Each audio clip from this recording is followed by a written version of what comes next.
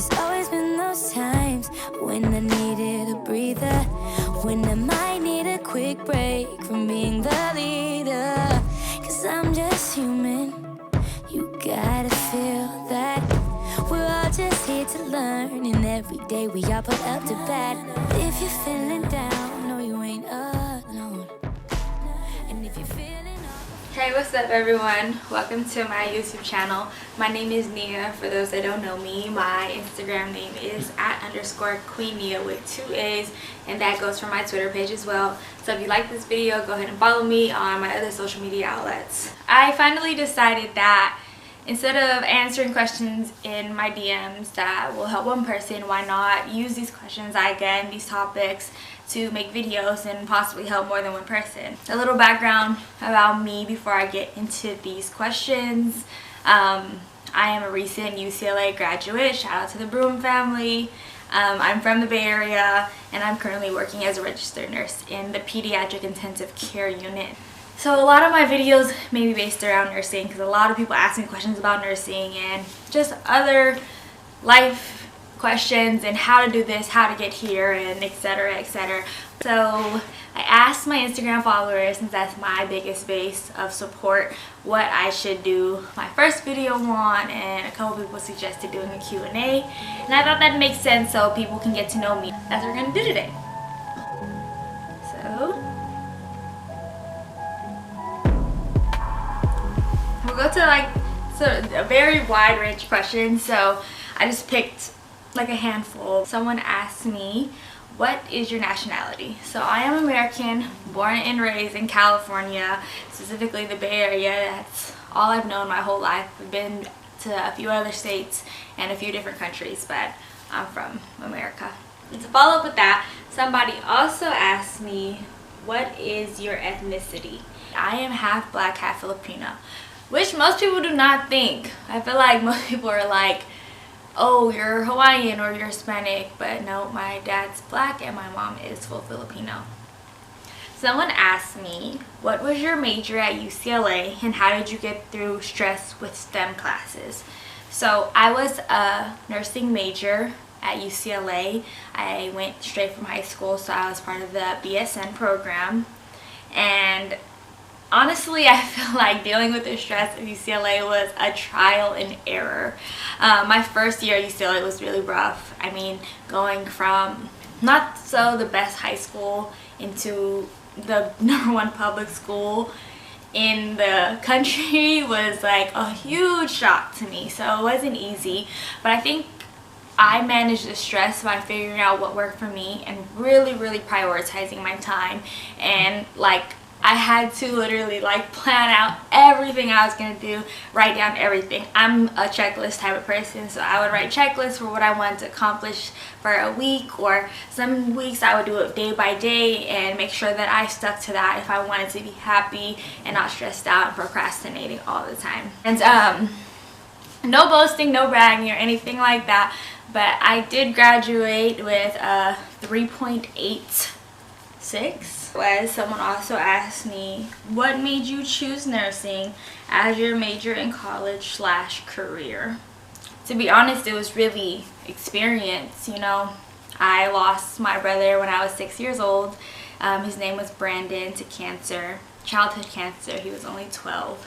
So since then, I've always been like, oh, I want to work in pediatrics. I want to work in pediatrics. But I initially thought that I was going to specialize in oncology, hematology, which for those that do not work in medical fields right now is hematology is blood disorders, and oncology in short is cancer. So that was what I thought going into nursing school. My second year, I actually experienced something very traumatic in which my brother that was living with me when I grew up and before I left for college was actually shot and spent time in the ICU at the end of his life. And for me, it was like, wow, this is amazing. Like, I'm currently in nursing school and I'm able to witness what all these people in this ICU are doing to try to save his life, and that's what I want to do. That's what stuck with me. So since then, I've been PICU all the way, and that's where I am, and it's exactly where I feel like I was meant to end up. Someone said, how did you study in college that got you the grades you wanted? I think it really just depends on you. Like for me, I'm a repetition type of studier, so I would spend hours repeating things over and over, going over topics over and over so that I could understand it. And I'm also someone that has to write things down, so I would write out things multiple times. So I was like, I need to stop wasting paper, so I got a whiteboard and I would write things down over and over and erase and keep going. And that's really how I studied and how I got through college and getting the grades that I wanted. A less serious question, someone asked me, do you have kids? No. I do not have any kids. I love kids. I love working with kids, but am I personally ready for kids?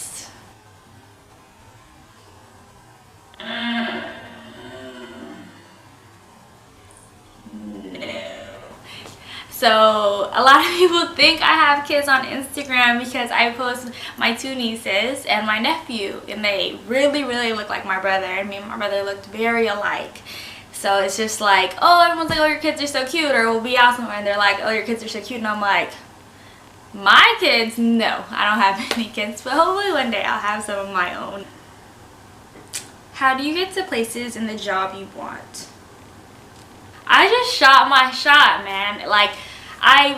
Since I used to play basketball in high school, and people used to always say like the same quote by Michael Jordan, that you miss 100% of the shots you don't take, and I think that applies to way more than basketball. I think it applies to life in general. So I feel if you want a job, figure out the qualifications, try to meet those qualifications and shoot your shot. Even if you're not like 100% to the T exactly what they're looking for, a lot of it is like getting in the door, getting your application in there and making yourself look appealing, and then when you get to the interview, giving it all you got. And like, I feel like I just had to learn not to be scared of rejection, which was like a battle for me, because rejection is hard, you know. You want things and it's like, I want it, but I don't want to feel down on myself, or I don't want someone to tell me no. But if you want a job, just go for it. And if you don't get it, you don't get an interview, or you get an interview and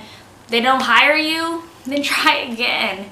Anything you want in life, I like strongly and firmly believe, not to be cliche, is like worth fighting for. And once you get it, it'll be 10 times better, right? Because you know you worked hard for it and you didn't give up. So someone asked me, can I go to a 2-year college and then transfer to nursing school? Is that effective? There are so many ways to go to nursing school.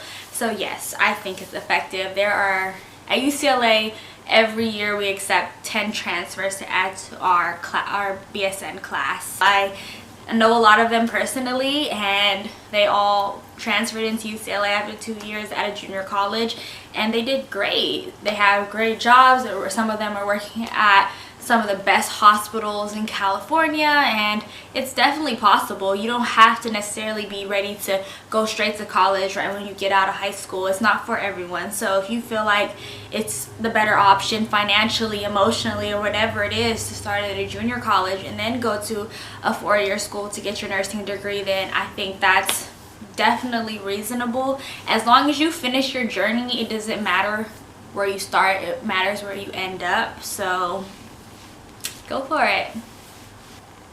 Would you move back to LA? Do you like the way of life here or in the Bay more?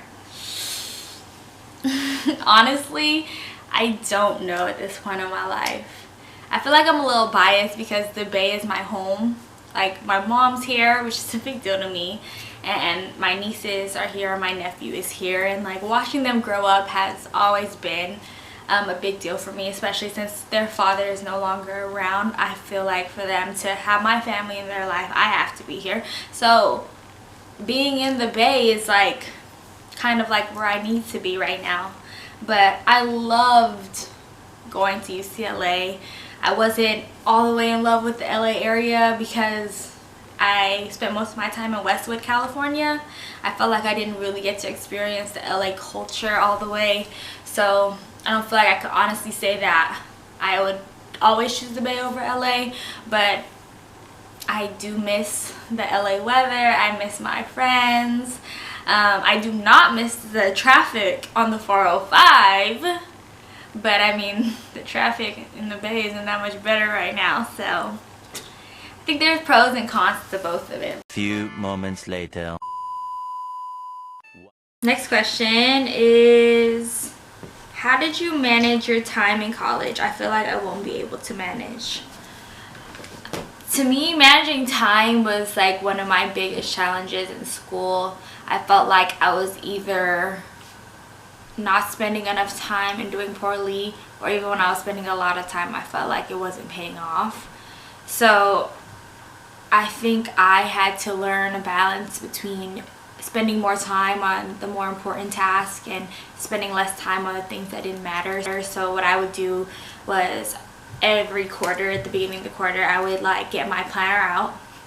I use passion planners because it's like very detailed. They'll have like hour by hour. Get my passion planner out, and then I would open to the month view, and I'd write down what assignments were due.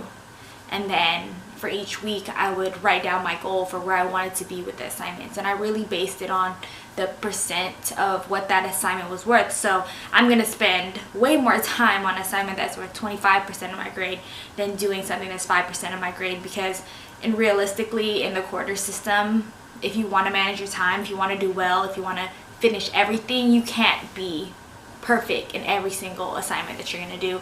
At least for me. I mean, I also wanted to have time to work out or have time to spend with my friends, and like I wanted to be able to enjoy college, go to games and stuff, and I wish I would have did a little bit more of that, but school was hard, especially going to a school that was so rigorous and so intense all the time. So managing time was the only way that I could have a life. So you'll find a way. You just have to figure out what works for you. Whether you're someone that needs to spend a day working on an assignment, knocking it out, or if you're someone who needs to slowly work on an assignment, you have to realize that you might not always be able to manage your time, and you might fail a little bit, but you're going to get back up and keep going. So that's all I can really say about time management. I'll actually put a link in my description to passion planners. Like, I have no affiliation with them or anything. I felt like they were definitely worth it and a good investment, so I'll put the link in the description of this video so you guys can check it out and see. If you do get one, you like it, let me know in the comments. Oh, this is a really sweet question. Someone said, been following you since 2014. That was my high school graduation year. I love watching you grow and glow. How do you do it? So shout out to this person. This is her Instagram name. I think that my growth and my glow, as you called it, is really attributed to my goals and my experiences and why I do everything that I do. And I'm driven from experiences that have hurt me and made me wiser and made me more self-motivated, and I feel like I've grown so much because I've tried to use what I've been through to inspire other people to keep going. So I share so much stuff on my Instagram that is like totally not me. Like, I really am not, like, if you ask my friends, I'm really not that person that's like super like talk about your feelings all the time, and like maybe I should be a little bit more, but everything is just like let's keep going, let's do more, you can do more. It's like I can't be stuck, or I feel like I wouldn't be me if I don't keep going. It wouldn't be me, it wouldn't be right. So that's a little spiel of my growth story. Feeding off of that, someone asked me anonymously for advice on getting through college with a significant family member passing. I feel like when I posted my Q&A, I was like, I hope no one asks me about Nico, which was my brother that actually inspired me to work in the ICU passing. Though I'm missing you,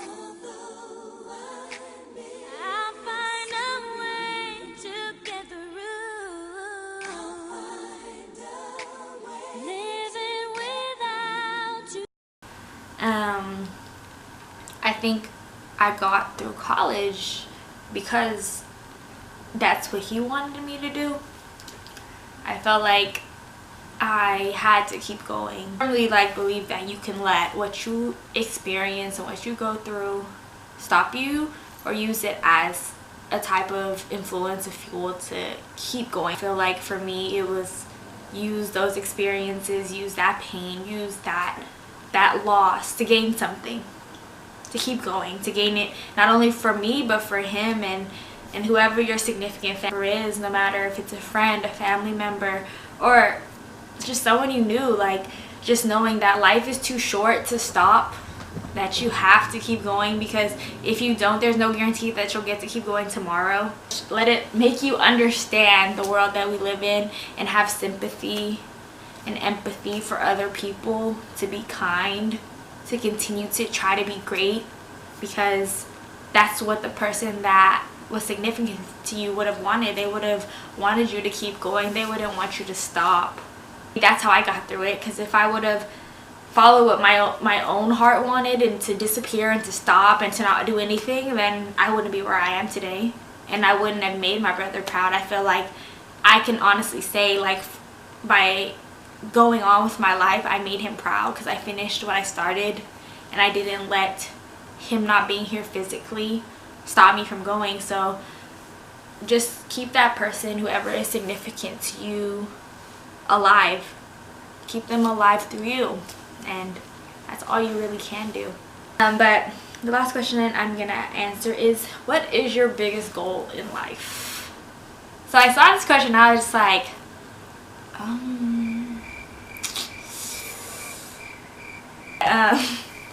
I think my biggest goal in life is honestly to be happy, like to do what I love, to be around people I love, to be successful, but not successful and miserable. Like, I don't mean successful in regards to like having lots of money or whatever everyone defines success as. I define success as doing what you love, being around who you love, and just feeling genuine joy. And like, that's my biggest goal.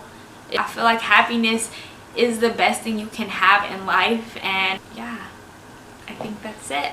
So the question that I did not answer, that I really liked, is, what is the hardest part about being a new grad in the ICU? So I actually want to talk about that in like a full video. So that will be one of my next videos coming up. I don't know if it will necessarily be after this one, but it will come up eventually. I have some ideas about talking about nursing school, and like also talking about applying to new grad residency jobs, and etc, and questions about UCLA that I got. So stay tuned for more videos, and if you like this video, if you got anything from it, just let me know in the comments. And if you also liked it, please subscribe, hit that like button, it's right there, you can do it, and thank you for tuning in.